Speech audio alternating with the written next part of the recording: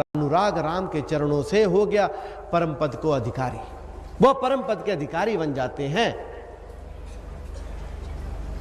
अगर परम पद का अधिकारी बनना है तो नुक्ता तो छोटा सा है, कला तो छोटी सी है कि राम चरण अनुराग, राम के चरणों से प्रेम,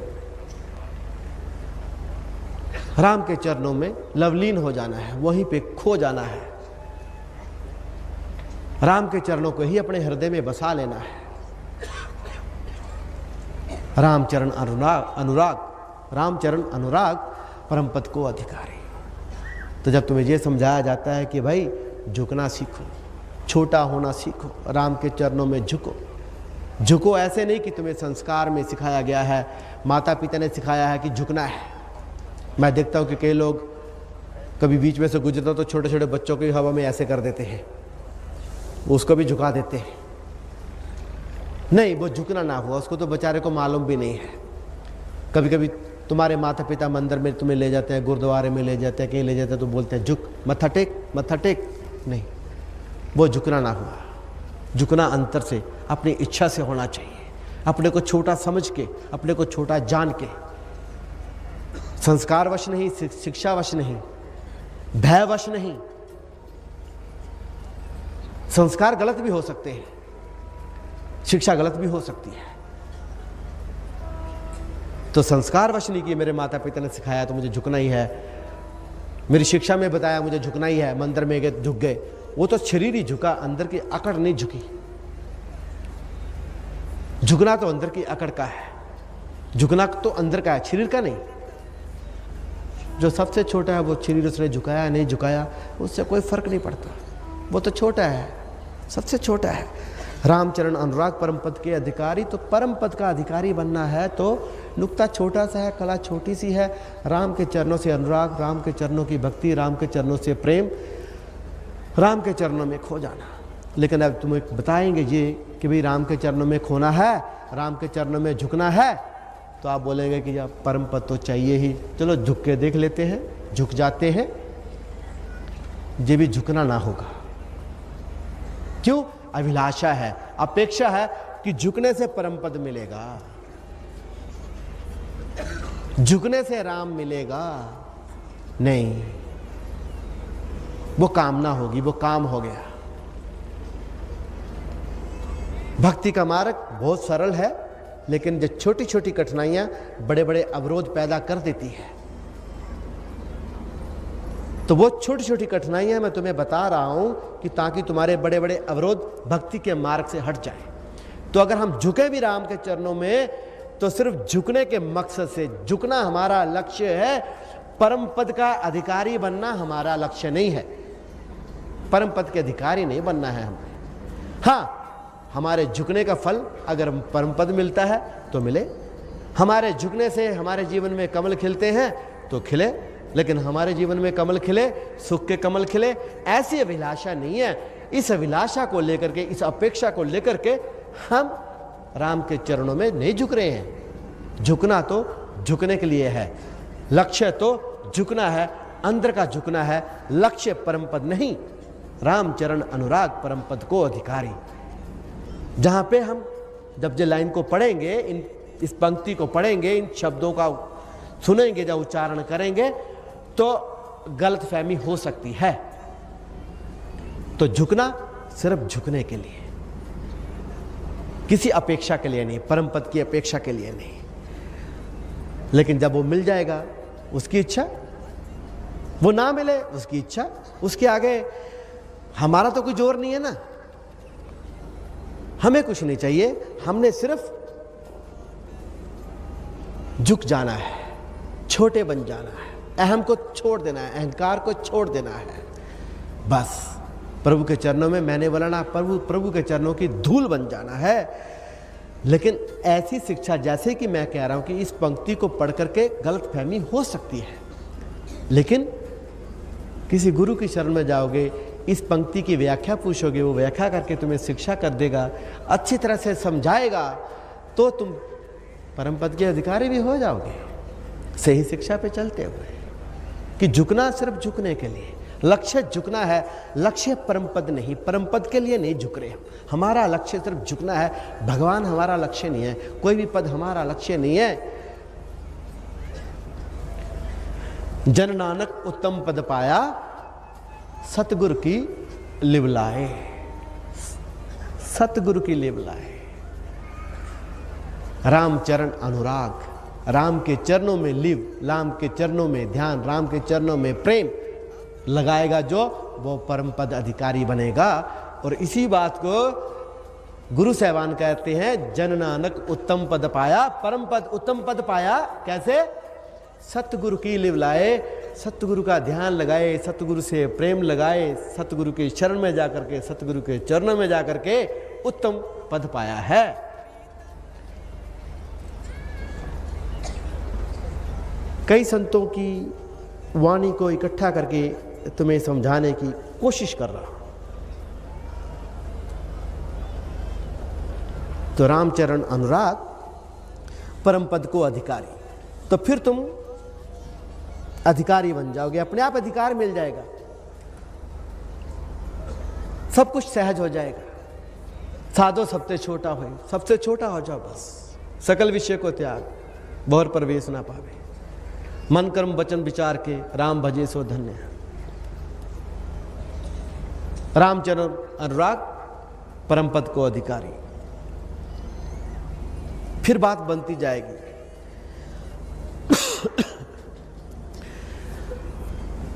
जब हम चरण में झुकते हैं, जब हम मंदिर में जाते हैं, हम मत्था टेकते हैं, मन ही मन हम बोलते हैं प्रभु ये दे देना, प्रभु वो दे देना।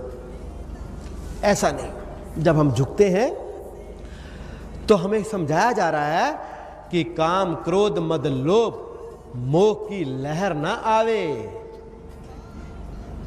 जब हम झुक गए राम के चरणों में, तो किसी भी प्रकार की छोटी सी लहर भी नहीं आनी चाहिए, नहीं तो तुम बह जाओगे, भवसागर में बह जाओगे, भवजल में बह जाओगे। अगर तुम्हें लगे कि प्रभु मेरी तरक्की कर देना, प्रभु मेरी पत्नी की बीमारी ठीक कर देना, प्रभु मेरे बेटे को नौकरी दे देना, प्रभु मेरे बेटे को बेटा दे देना है, प्रभु मेरे बेटे की शादी करवा देना, प्रभु मेरे दुश्मन की टांग तोड़ देना,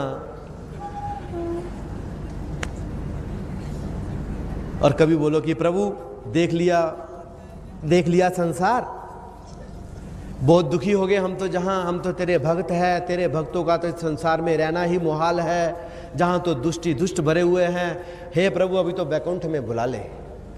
सीधी मांग रख देते हो आप। संसार में बहुत दुखशाली है प्रभु, अब थोड़ा वैकुंठ का सुख भी तू दे दे।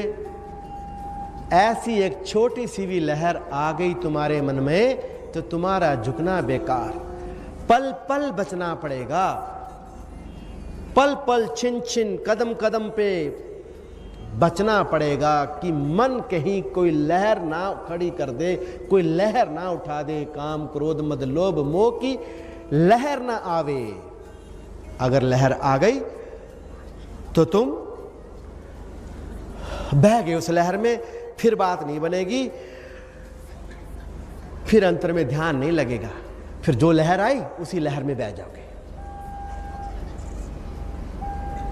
फिर बात नहीं बनेगी। जब अंतर में बैठे हैं, हम झुक गए हैं, ध्यान लगाया है, बस कोई लहर ना उठे, मन किसी तरह से भी हमें विचलित ना कर पाए, बस अंतर में देखना है। मन कर्म वचन विचार के राम भजे सो धन्य।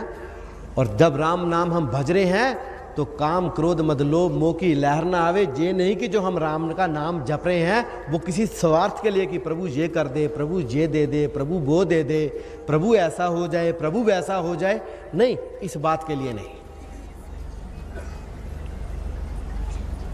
सिर्फ अंतर देख निरंतर बूझे, अंतर में देखना है। गुरु साहबान ने कहा है अंतर देख निरंतर बूझे, अनंत न मन डोलाया, और मन कहीं नहीं डोलना चाहिए। अंतर में देख निरंतर बूझे, निरंतर जो लगातार है, जिसका न आदि है न अंत है। परमात्मा का न आदि है न अंत है, इसलिए उसे निराकार कहा गया है।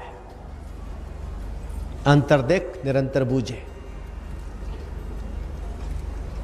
अंतर में देखना है और निरंतर को पकड़ना है, निरंतर को पाना है, जो सदा सदा से है, जिसका आदि ना अंत है। अनंत न मन डोलाया, और मन किसी बात में डोलना नहीं चाहिए।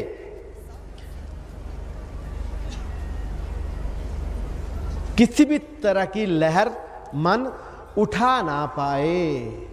बस ध्यान राम पे, ध्यान राम के चरणों पे, और कुछ नहीं, एक ही लक्ष्य। लेकिन ये मन है, इसका भरोसा बिल्कुल भी नहीं करना चाहिए। ये तसल्लियां तो वो देगा, बहुत भरोसे देगा, बहुत खेल खेलेगा, इसका भरोसा नहीं करना। अंतर देख निरंतर बूझे, एक ही निरंतर है, एक ही ओंकार है जो निरंतर है, जिसका आदि है ना अंत है। लेकिन मन तो माया के पीछे है, मन की तो कामनाएं बहुत है। तो गुरु साहबान क्या कहते हैं कि ए मन मैला इकनाते आए। जे मन मैला है, एक को नहीं ध्याता, एक पे ध्यान नहीं लगाता, एक का भजन नहीं करता। ए मन मैला इकना ध्याए, अंतर मैल लागी बहु दूजे भाई। इसे तो दूसरे भाते हैं, बहुत भाते हैं, माया के अलग अलग रूप भाते हैं इसे। तो इस मन का ये हाल है कि ये कभी भी लहर उठा देगा, इसकी लहर से बचना है, तभी जाकर के परम पद के अधिकारी बनोगे।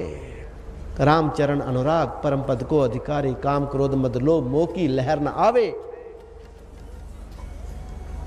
अगर लहर नहीं उठी तो तुम अंतर में देख रहे हो, फिर तुम्हारा ध्यान टिक गया, जहां पे ध्यान टिक गया, अंतर देख निरंतर बूझे, फिर निरंतर को बूझ लोगे। क्यों? अनंत न मन डोलाया, मन और किसी भी प्रकार से डोला नहीं, हिला नहीं, कोई लहर नहीं उठा पाया मन। परंतु साथ में सावधानी, गुरु साहबान बोलते हैं, ए मन मैला इकनाते आए, अंतर में लागी बहुदूजे भाई। इसका भरोसा मत करना, बहुत ही मजबूती से सवारी करो इस घोड़े की, मन रूपी घोड़े की, मन रूपी हाथी की। मन तो हाथी मस्त है, जो मस्त हाथी है। मन तो हाथी मस्त है, धौ दिशा में जाए, गुर का शब्द दृढ़ हो जपो, अंकुश दे लगाए। बाबा जी ये कहते हैं, राम नाम का अंकुश, नाम का अंकुश, हरि नाम का अंकुश, एक ओंकार सतनाम का अंकुश। महावत के पास इतना सा अंकुश होता है, इतने बड़े हाथी को उसी से काबू करता है। तो तुम्हारा जो मन है, मस्त हाथी है, इसको राम नाम के अंकुश की जरूरत है। वो राम नाम तुम्हें मिलेगा किसी गुरु के चरणों में जाकर के, किसी गुरु की शरण में जाकर के, किसी गुरु की संगत में बैठ के, किसी गुरु से प्राप्ति होगी उस राम नाम की, उस नाम से जोड़ा जाएगा तुम्हें। तो इस मन का कभी भरोसा करके नहीं चलना है, इसको पकड़ के रखना है। जब अंतर में ध्यान लग जाएगा, अंतर देख निरंतर बूझे, फिर क्या होगा? व्यापक पूर्ण ब्रह्म है, व्यापक पूर्ण ब्रह्म है। फिर देखेगा जब अंतर में दर्शन हो गए ब्रह्म के, तो बाहर भी ब्रह्म है, पूर्ण है, वो सब ओर से व्यापक है, पूरी ओर से व्यापक है, हमारे चारों ओर है। जे हवा भी उसी का रूप है, जे आकाश भी उसी का रूप है, जे धरती भी उसी का रूप है, जे पेड़ पौधे जीव जंतु सब उसी का रूप है। व्यापक पूर्ण ब्रह्म है, साध रहन अनन्य। जब अंतर में देखते हैं कि जो अंतर में है वो बाहर है, हर जगह वही है, हर रूप वही है, फिर भक्त भगवान से अलग नहीं, फिर भक्त अनन्य हो जाता है, क्योंकि वो भगवान से अपने आप को अन्य पाता ही नहीं, क्योंकि उसके लिए एक ही है, सब कुछ एक ही है, उसके लिए दो नहीं है। वो भक्त और भगवान एक ही हो जाते हैं, क्योंकि वो एक ही है। भक्त अपने आप को भगवान में पाता है और भगवान को अपने आप में पाता है। फिर भक्त भगवान से अन्य नहीं है, इसलिए व्यापक पूर्ण ब्रह्म है, साध रहन अनन्य। तो साथ जो भक्त है वो अनन्य है, क्योंकि वो भगवान से अन्य नहीं है, वो भगवान से दूसरे नहीं है। एक ओंकार सतनाम, एक ही ओंकार का पसारा है, एक ही ओंकार की जो रचना है, एक ही ओंकार का जो व्यापक विस्तार है। और जब ऐसा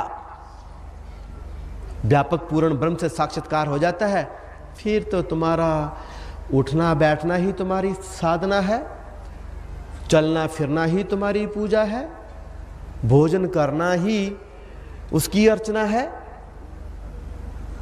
सांस लेना सांस छोड़ना ही तुम्हारा सिमरन है। फिर कुछ भी करने की जरूरत नहीं रहती। फिर भक्त और भगवान में अंतर नहीं रहा, फिर तुम उसी में खो गए। बूंद सागर में खो गई तो सागर ही हो गई, फिर कुछ नहीं बचता। तुम्हारी सभी अभिलाषाएं, अपेक्षाएं, तमन्नाएं इसीलिए सब एक ही सागर में मिल जानी चाहिए। जो तुम्हारी जितनी भी इच्छाएं हैं ना, कामनाएं हैं, वासनाएं हैं, वित्सा है कोई, अपेक्षा है कोई, ऐशनाएं, तृष्णाएं, ये सब नदियां जो है तुम्हारे में से जो बाहर को बह रही हैं, इनको सबको सागर में मिला दो, राम रूपी प्रभु रूपी सागर में मिला दो। वैसे भी देखा जाए तो प्रकृति का जो निजाम है, विधान है, सारी नदियां जाकर के सागर में तो मिलती हैं। यही तो प्रकृति हमें सिखा रही है कि भाई कहीं से भी आओ, किसी भी दिशा से आओ, लेकिन सागर में खो जाओ। सागर तक की यात्रा तो करनी ही पड़ेगी। नदी को सागर बनने के लिए भगवान तक की यात्रा तुम्हें करनी ही पड़ेगी, भगवान बनने के लिए। तो व्यापक पूर्ण ब्रह्म है, साध रहन अनन्य। तो जब वो व्यापक पूर्ण ब्रह्म से तुम्हारा साक्षात्कार हो जाता है, उससे मिलना हो जाता है, उसके दर्श परस हो जाते हैं, फिर तुम पाते हो कि मैं तो उससे अलग नहीं हूं, मैं कोई दूसरा नहीं हूं, मैं भी वही हूं जो वो है, वही मेरे में है, मैं उसी में हूं। केवल आपे आप छिपावे, बस वही बात आ जाती है। फिर आप अन्य नहीं है, फिर आप भगवान का ही हिस्सा है, फिर उससे अलग नहीं हो। लेकिन ये बात तब पता चलेगी, इस मुकाम पे तब पहुंचेगे जब कभी किसी गुरु के चरणों में आकर के भक्ति का मार्ग प्राप्त कर, भक्ति का ज्ञान प्राप्त कर, नाम दान से जुड़ करके, प्रभु के नाम से जुड़ करके, नाम दान लेकर के आप भक्ति के मार्ग पे अग्रसर होते हो। रामचरण अनुराग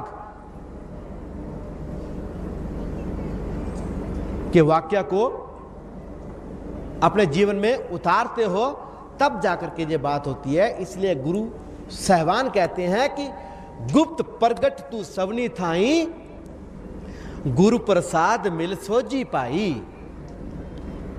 वो जो पूर्ण ब्रह्म है वो गुप्त भी है, वो प्रगट भी है, वो सबनी जगह है, सब जगह है। व्यापक पूर्ण ब्रह्म है, तीनों लोक उसी में है, और तीनों लोक में वो है, सब कुछ उसी से है, सब कुछ उसी का है।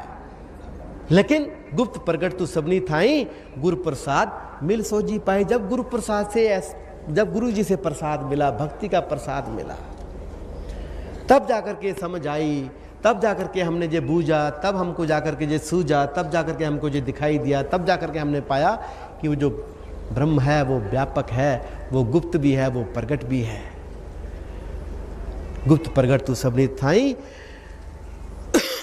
गुरु प्रसाद मिल सोजी पाई। तो भाई किसी गुरु की शरण में पहुंच करके जे सूझबूझ प्राप्त कर लो, तब बात बन जाएगी। एक का ही पसारा है, एक को ही हमने पाना है।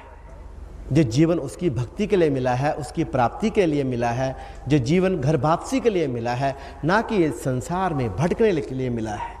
यही शिक्षा हमारे गुरु साहिबान ने